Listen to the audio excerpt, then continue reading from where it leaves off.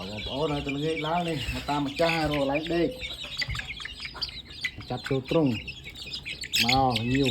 មកគេមកឲ្យចាប់គេដាក់កេះហ្នឹងបងកេះឡើងដេកក្នុងកេះហ្នឹងការពារមូសការពារខ្យល់បានមកកាផ្លេការពារសត្វឆ្មាអីរៀបចំ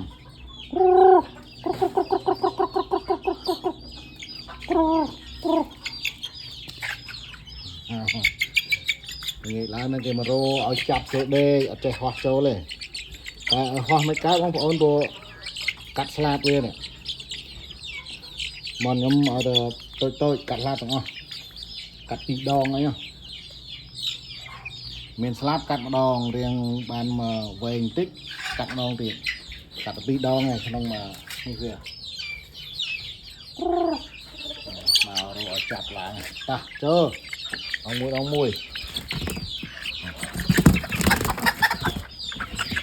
នេះចឹងមុខអត់ខំមកទៀតជុំវាមក